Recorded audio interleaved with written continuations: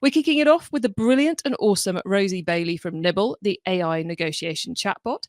As Nibble launched, there was an obvious opportunity there, but over the last few years, how Nibble has delivered for its users in cost savings, margin improvements, and customer feedback, plus the super cool marketing strategies that are building up around it, is fundamentally fascinating. And the data they're seeing is turning Rosie into one of the foremost experts on discounting strategy in e-commerce. So it is very, very cool to have Rosie on the show to take us through those learnings and share some of the ways Nibble's been helping their clients save money, improve margins, and more. Okay, in this episode, I am chatting to AI and e-commerce expert Rosie Bailey. Rosie is the CEO at Nibble, where they're building the future of AI negotiation. Hello, Rosie. Hello, hello, hello. Lovely to see you, Chloe. Thank you very much for having me on. It's a pleasure. It's always great to catch up with you, Rosie. Every time we chat, I learn something new that I didn't know and that I find fascinating. So the fact we get to chat for a whole half hour and share it with the audience is fundamentally very, very cool. And I think I've used the word fundamentally at least 3 times in this podcast episode. So I'm going to try and ban myself from saying that again. So the way Nibble's evolved has been fascinating as the use cases have come in and how they're using your AI tool to deliver great returns. So I suppose, is stock clearance still the number one thing that people are using you for? It's probably the place most people start. The honest truth is we have a chatbot that negotiates deals and discounts. And so the first thing most brands tell me is, I don't like doing promotions. I avoid doing promotions. And it always feels like a race to the bottom. So our evolution has really listened to that feedback and said, you don't need to use Nibble all the time. Nibble is instead of a less targeted promotion, and it's more on brand. And so one of the big changes was training Nibble to talk like the brand, which of course is easier in today's technology than it might have been when we started 3 years ago. And the other change is it was always the case, but it's making it super clear that this is just occasionally, right? This is not all the time. This isn't, hey, I've haggled once, I always need to haggle. This is more about, when would I need to promote normally? And so stock clearance is usually, it's a bit of a problem. It's a very easy to recognize problem. So the digital director or the e-commerce trading manager that we're speaking to can explain to their colleagues it's a very obvious problem. And usually everybody knows it involves some form of deals or discounts. And so therefore swapping out your traditional deal and discount and putting Nibble in means that it's very easy to test and very easy to see if it's more powerful or not. I love the fact that it's become a deploy in key areas, because when I first spoke to you, I was like, oh yeah, I would just turn this on full time, all the time, everywhere. But it's so fascinating that it's actually the how you integrate it with your overall marketing journey, your overall customer journey and the other channels. That's where the results come. So it makes so much sense it would fit in to stock clearance. And I know that you've recently done a pretty epic stock clearance campaign with ASOS. Anything you can tell us about that? So they've used us on stock clearance. So it's very traditional in fashion that it's very seasonal. So if you've got too many bikinis and it's the end of the summer, it would be very normal to do a clearance campaign. The exciting thing is they do it as a flash sale. So it's a very, very short, very limited experience, and it's sent to their fan base, right? To their fans. And we do that as a short, sharp. It avoids it becoming all the time, and that's worked extremely well for them. It's improved conversion and generated some fantastic engagement actually as well, which is really nice, right? Like the people put great stuff in the chat. It's interesting, isn't it? 'Cause it's not just a price negotiation tool. It also gets an awful lot of customer feedback data coming in that you get to see. And would it be fair to say that most customers rather enjoy their Nibble experience? That's definitely what we see. We definitely see a lot more positive than negative. People enjoy being listened to, and I do think this is where people talk about AI a lot at the moment, right? But in our context, AI often means something to do with chat or a chatbot or a language-based artificial intelligence. Of course, it can mean many things, or a large language model. But I do think what these formats of AI that we've seen in things like Claude and ChatGPT, the really exciting thing is it allows you to have a natural language conversation, and that allows you to personalize right down to the individual. And you're no longer personalizing by cohort of, oh, you're a customer that's not shopped with us for 6 months, so we'll talk to you in this way. We can start the conversation with our best guess of what kind of customer they are, but the minute they start talking, we can respond completely in line with what they're talking about. So they say things like, I'm buying this as gift, or I'm a student, I'm on a tight budget, or it's 3 weeks till payday, what's the best you can do for me? Or very often, I've seen this cheaper on Amazon. Are you sure you're giving me the best deal? And your customers they're not idiots, right? They've done their research, and you can't assume that they won't know all of the things you know. But this gives you a chance to have a conversation with them, and at the times that they say that sort of thing, you as the brand can say, but if you buy direct from the brand, you get a 30-day returns guarantee, or don't forget, when you buy from us, you can be assured that we ethically source our organic cotton, or whatever your brand values are, which isn't available to you if they're shopping on the marketplace, right? If they're shopping on an Amazon or a similar marketplace, then it's not a branded experience, is it? It's a much more generic one. Indeed. So stock clearance, hugely popular use of Nibble. What other campaigns are you seeing people running? The other place we're seeing is where it can replace a blanket promotion. So we are working consistently with a consumer electronics brand who use us only on the higher priced items. So consumer electronics is totally cutthroat, right? And so to get the traffic to your website, your entry level flat screen TV needs to be very competitively priced. You rely on places like Google Shopping. And so for your entry level products, you put your best foot forward on price, on terms, on everything. It's a huge good value for money. So what they do then is they don't use Nibble on that item at all, because they couldn't afford to discount it anymore. But they do put Nibble on what we call dwell time on the higher price items. So you've attracted that person to shop your website by being very competitive on the entry level product. But if they browse a higher price product where you make a better margin, and they click that product, let's say twice, they read all the, it's a consumer electronics, there's a lot to read, there's a lot to understand, a lot to double check on the dimensions, you might click to it twice. On the second visit, then Nibble comes in from the side and says, I see you like this item, can I do you a deal? And of course, they can afford to give another, and it's literally 2 or 3% off a high value item. It's not very much, but that's causing a 20% uplift in AOV and a 27% uplift in conversion. So it's That's just mad. phenomenal. For just giving away 1 or 2% Yeah, to the it's right amazing. people at the right time. To the right people who are browsing, they didn't buy in the first minute. So, so you don't flash a discount when they're not ready for it. And we can do the same sort of dynamic through email campaigns. So we're working with a mattress brand at the moment who are using us through an email campaign, and they actually A/B tested us against a 10% voucher code, which Okay. and they said the click-through rate for Nibble were 60 and 70% higher. And I think that's not surprising. There's a curiosity value. There's a kind of, I haven't seen this before. But what was really nice is that translated into an 80% higher conversion rate from the negotiation emails than from the voucher code emails. And what that meant is the person receiving the email could go online and negotiate a price discount on this particular item, but anybody browsing that item at the same time wouldn't see that option. They would just see it full price.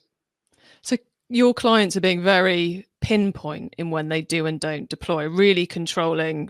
You mentioned dwell time, channel of that they came from, and number of visits to the page did we talk about as well? Yeah, it can be dwell time, number of visits to the page. We call them sort of behavioral rules to do with sort of just basic indicators of how interested someone is. Channel could be, in fact, we have someone who suppresses Nibble if someone comes from an affiliate link, quite simply Yeah. because they can't afford to give an additional discount once they've paid the affiliate fee. And so we only discount items where people have come from organic traffic. Very sensible. It's all about. I mean, you need to do your CRO, right? Or your what CRO conversion rate optimization. But it's a jargon. But you need to know how people behave on your page to know the best places to offer deals and discounts. But I know you talk about this all the time, right? I'm preaching to the choir here. Well, you are, but you're coming at it. See, I come up with a lot of ideas and theories, but I rarely have the stats to back it up. So, so it's cool hearing it from you. Who, as I said in the intro, you're now seeing so much data about discounts and learning what really works for people. And it is, the devil is in the detail with these things. And if you really want to grow the customer lifetime value and the overall customer or the overall business profitability, you've got to do stuff like, oh, well, hold on, we're already paying our affiliate 8%. Why would we then be trying to get the customer to take another 5 or whatever the number may be? So, so it's very, very cool to hear what's happening actually out there in action. A lot of this, and I'm sure some of the listeners will be saying, a lot of this I could just do with a voucher code, Chloe. Obviously, the example you've just shared of the the A/B split test on the emails and the uplift they saw from the negotiator rather than the discount code shows some of the element we could do this. But why should we add another tool to our tech stack rather than just go with some kind of voucher code thing? It is a fair question. And to be honest, a lot of the benefit could be derived from a voucher code being very, very targeted. But there are very clear differences. So the first is if you advertise a negotiated discount, you don't advertise the percentage off at the beginning of the conversation. So that percentage can be variable. And so at certain times of the season, that percentage might be high because you're frankly desperate to empty the warehouse to get the new stock delivered. And sometimes that percentage might be low, but all you do is you advertise the ability to. So it should be much more variable on margin, and you don't train people to expect, well, until I get the 15% off voucher code, I'm not going to engage. So that's the first thing, is the variability is to your advantage. The second thing is the experience is just so engaging and so positive and so on brand. It's just completely different. I mean, Elon Musk caught a rocket with a giant pair of tweezers last week. And yet I have to type XJ22VRW into the box to get 20% off. I mean, it's just insane how old-fashioned and impersonal and frankly bad the customer experience is by demanding people use voucher codes. So it is a lot more engaging, a lot more positive, a lot more fun. I have to say, when you said about the click-through rates from those emails, I was like, is this just because we're now too lazy to put in a voucher code? Is like what but I bet that was some level of factor of the impact of that. It is the future. People want to talk to computers now, right? They can, honestly, we don't need to learn a code to speak to them now. Well, and on the voucher code thing, fundamentally, an awful lot of systems now should be able to embed the voucher code into the link so you don't have to enter it, which that annoys me when I have to enter it when I've clicked through from the email. But anyway, this is not entirely Chloe's forum for ranting, but let's be honest, it quite often becomes that.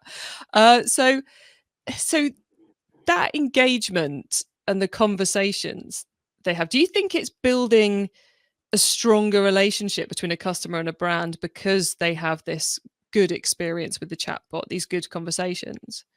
Yes, I do. I think there's two things. One is they tell the brand things in the context of the chat. So you can scrape the chat for loads of information about why are they purchasing, what do they care about. But the second thing is again, we've got the data, and for our customers who've used us for 2 years, the repeat order rate from those customers is 10% higher than from the people who haven't used Nibble. Really? Is It that is. that clear cut? It's totally clear cut. That's on a brand that's a personal care brand, and they use this as a sort of bundling tool. They basically say, look, please don't buy one £10 item. It costs us too much to ship it. They're not quite as frank as that, but that is the underlying, right? Like it's not profitable to sell one £10 personal care item every month. And so they negotiate deals and discounts if you add £30 worth of personal care products to your basket. They give away smaller discounts than they do through their sort of welcome sequence, and the repeat order rate is 10% higher. Now, you can argue with me, is that cause or effect? But it is saying that my most regular users are costing me less to keep happy by using Nibble and repeat ordering more frequently by using Nibble. So even if it is effect and not cause, it's still good news and honestly, it's because they feel like they've got agency. That we talk about this a lot, and they feel like they're in control. They feel like they can command part of this conversation instead of just sitting there and waiting to be told, now is discount weekend, go and use your voucher code, or you It's can only that, buy this. I forget the cognitive bias, but it's the neuromarketing cognitive bias that means that if you do a personalization quiz, you go, what sort of hair have you got? What color is it? How long is it? Etc. And then it recommends you some shampoo. Because you've gone through that process of helping select your products, you're more bought into the buying process and you're more bought into checking out. So that Definitely. involvement in setting the price, we are as humans hardwired to respond well to it. Yes, Um, yes, there's lots of behavioral science behind this. just a little bit. So, is there a chat just to give the audience an idea of what? Because I've seen you share many cool chats. Slightly putting you on the spot here. Do you have a chat you could share with us so we can give the audience? Well, you and I can do a bit of acting, and we'll let the audience hear what a Nibble chat sounds like. I think you should Yeah, I be would love Nibble. to. Okay, all right. I'll be Nibble. I'll be Nibble. So this is a real example. So it really happened. So in this situation, hi, I'm Nibble. I'm here to get you a great deal. Let's chat. This should come to £5, but since you seem nice, I could reduce that to £4.50 just for you. What do you say? This is a present for my brother for his first date. £3.50. Thinking emoji? How exciting! Best of luck to your brother on his first date. I'm afraid that offer isn't enough. Could we both walk away happy at £4? Please, can it be £3.50? Heart emoji now. Um, deal. But yeah, but that's the point. It's like a WhatsApp with your friend. It's what I find mad with this and with many of the other chats I've seen is how much people share. They Yeah. don't just go £3.50. They actually get into the whole giving you more information side of things. It's quite fascinating. I find it quite fascinating how much people share on these chats. I also think it's really interesting because one thing that I'm very hot on, I sometimes get on my high horse about AI and ethics and ethical AI and how business leaders need to be thoughtful about how they deploy these technologies. So one thing we've always had from the start is very, very strong rules about how we deploy Nibble and how we make it very clear that Nibble is a chatbot. However, at the same time, we work extremely hard to make Nibble feel human. And it's this really fine line where everything about the chat is clear that it's a chatbot, but everything about the way it makes you feel is the same as talking to a friend. And it's a really interesting area, I think, of psychology that people want to. It's almost like a suspension of disbelief. It's almost like I've got young kids. It's almost like watching them play a let's pretend game, or you ask them whether dragons really exist. It honestly doesn't matter. It's more fun Yeah. that dragons are in the story. And actually, you kind of take the joy out of it if you start kind of analyzing whether dragons and giants are real. And it's a bit like that. We like this fun. We like this feeling that we genuinely get happy when this conversation goes well, even though we know it's not a human on the other end.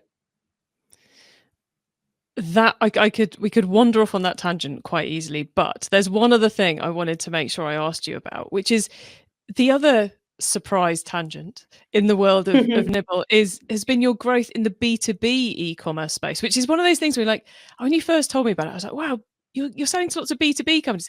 And then you stand back and go, obviously they're selling to lots of B2B e-commerce businesses, because if negotiation existed anywhere in e-commerce, 10 years ago, it was only in the B2B space. So how have you found that industry to be different to the D2C B2C space, or is it very much the same what you're seeing the B2B e-commerce businesses doing?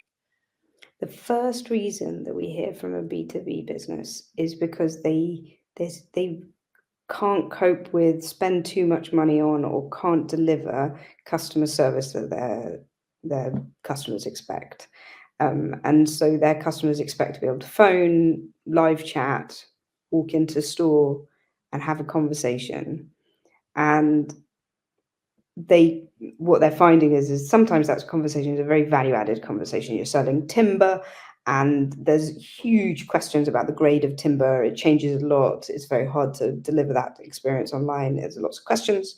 Fine. So then you need an expert customer service agent who cannot deal with that expert question if they're haggling prices like with 20 small buyers. And so what it tends to be is, if you're a large enterprise dealing with many, many, many small enterprises, possibly sole traders or very small businesses, think builders merchants, think we're actually selling networking and equipment like modems and routers for small businesses to be set up with their Wi-Fi.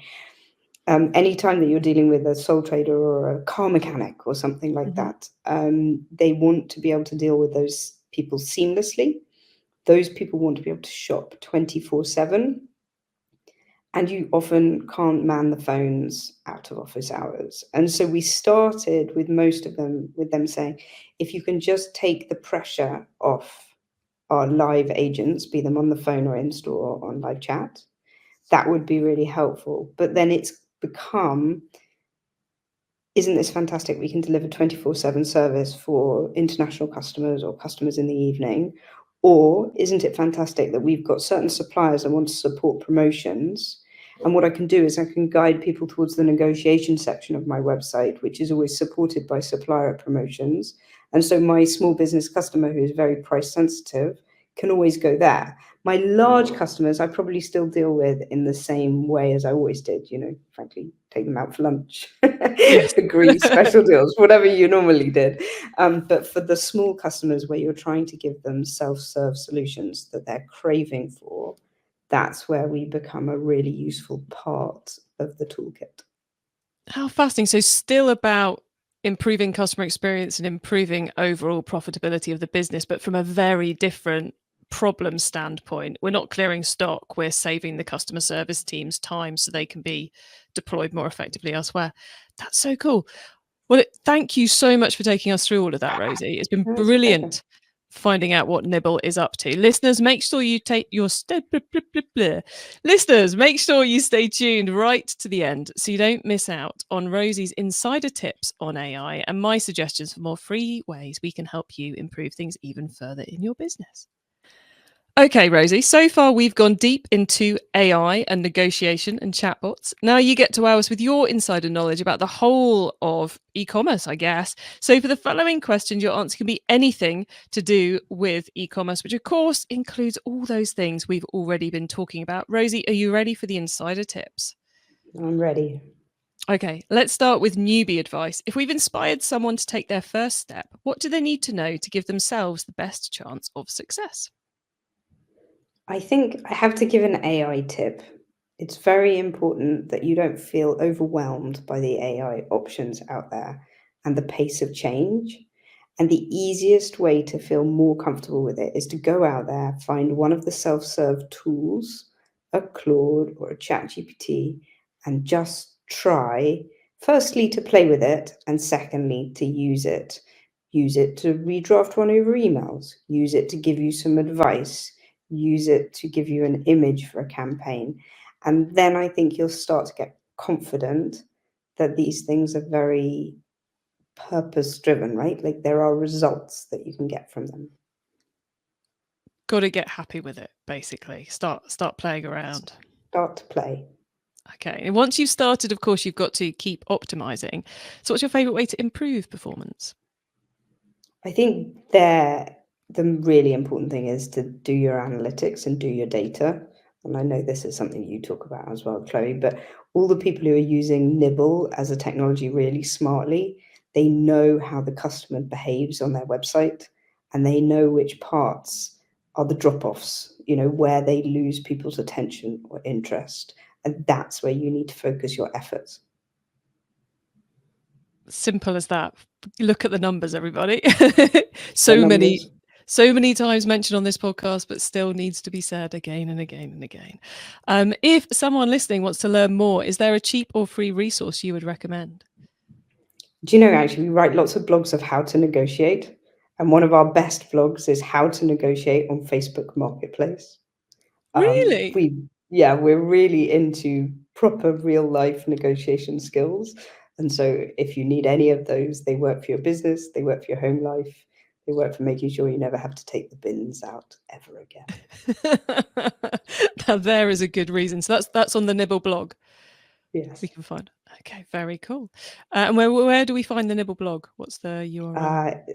Nibble.bot works very well, and it's the easiest one to say. Excellent. Nibble.bot, everybody. Finally, crystal ball time. And I have to say, I'm fascinated to hear what your answer is for this one. What is coming up in the next 6 to 12 months that we should be getting ready for? It's AI agents. And I wasn't going to say this because it sounds like Microsoft and Salesforce gimmick, but it is really going to happen. So where you might have put in place sort of automated flows, let's say email flows, like somebody responds to something, they get an immediate response, you're going to be able to make them into agents.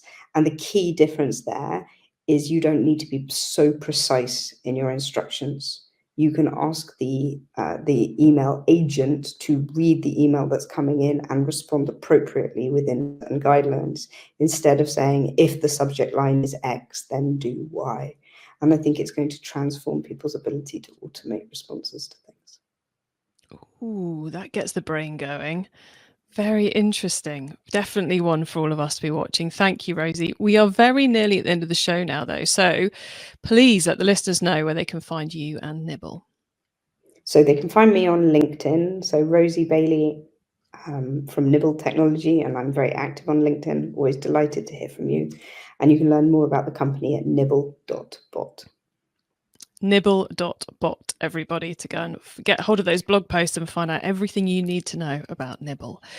Rosie, thank you so much for being on the Keep Optimizing podcast. It's always excellent catching up with you, and this has not been any different from all those times before. So thank you so much for sharing so much with the audience. We really appreciate it. Thank you for having me. It's been a pleasure. Thank you very much. Well, what a fascinating way to kick off our AI that actually delivers session.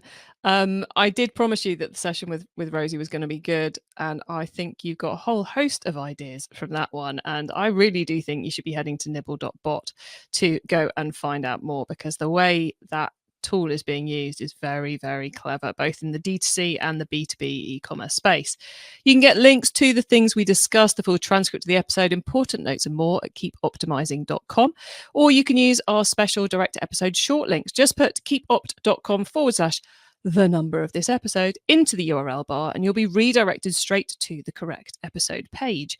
When you get to the website, you can also add yourself to our email list so you don't miss out on any of the other things I share to help you improve your business.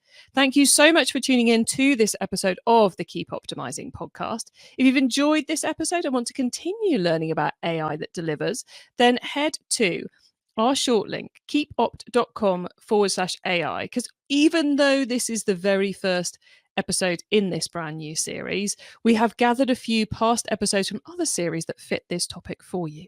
And please do tell your fellow marketers about the show, because I want to help as many of you as possible to improve the performance of your e-commerce marketing. Have a great week, and make sure you listen to the next episode so I can help you to keep optimizing your marketing.